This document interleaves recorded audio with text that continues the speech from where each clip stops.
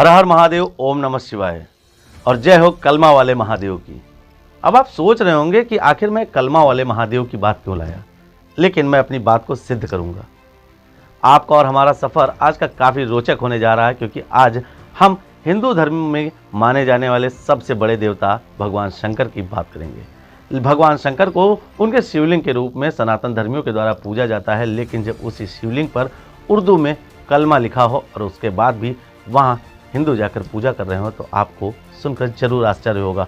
और आपसे ज़्यादा उन लोगों को आश्चर्य होगा जो सदा हिंदू मुस्लिम की लड़ाई लगवाने में विश्वास करते हैं, सदा इन लोगों के बीच में एक खाई बनाने का काम करते हैं।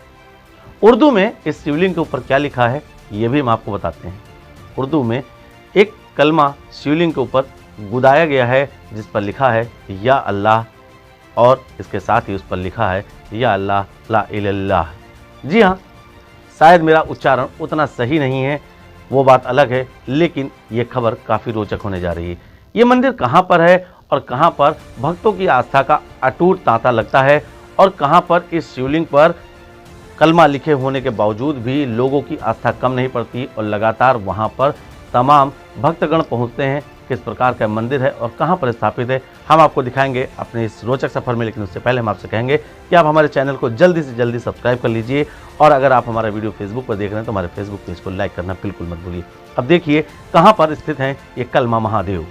वैसे तो देश में सरकार बदलने के साथ साथ सड़कों, इमारतों और शहरों तक के नाम बदलने की परंपरा से खासकर उत्तर प्रदेश अच्छी तरह से परिचित है। इलाहाबाद यहाँ प्रयागराज बन जाता है और अकबरपुर अम्बेडकर नगर बनता है, फिर अकबरपुर पर लौट आता है।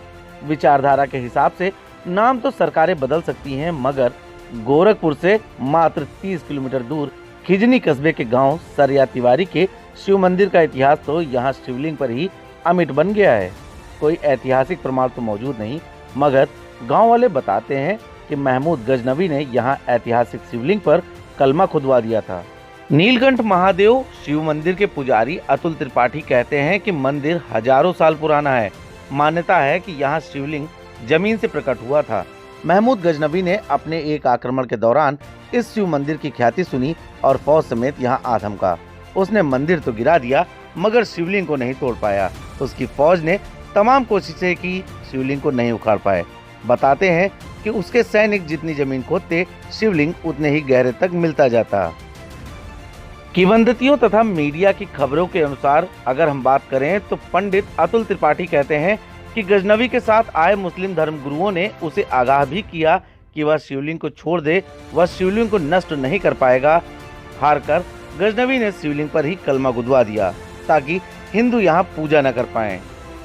अब बात करते हैं कि आखिर इस शिवलिंग पर क्या गुदा है। तो शिवलिंग पर दो पंक्तियां उर्दू में खुदी हुई हैं। पहली पंक्ति में लिखा है या अल्लाह और दूसरी पंक्ति में लिखा है ला इलाहा इल्लल्लाह। हालांकि लोगों को यहाँ पूजा करने से रोकने की गजनवी की साजिश नाकाम रही। कलमा खुदा होने के बावजूद यहाँ लोगों की आस्था कम नहीं हुई। आज भी यहाँ विधिवत पूजा अर्चना हो रही है। शिवलिंग पर कलमा खुदा होने के बावजूद यहाँ लोगों की आस्था नहीं कम हुई। रोज भक्त यहाँ जल और दूध से अभिषेक करने पहुँचते हैं। खासकर सावन मास और नागपंचमी पर खासी भीड़ इकट्ठा हो जाती है। पुजारी कहते हैं कि शिवलिंग से कलमा मिटाने का भी कभी प्रयास नहीं किया गया। वे कहते हैं कि यह शिवलिंग खास है, यहाँ मंदिर की छत नहीं बनाई जा सकती। जब भी मंदिर पर छत बनाने का प्रयास किया गया, छत स्वतः ही गिर गई। अगर स्थानीय लोगों की बातें माने तो यहाँ पर किसी भी प्रकार का मेला नहीं लगता है। मान्यता है कि मेला लगाने वाले की अकाल मृत्यु हो जाती है।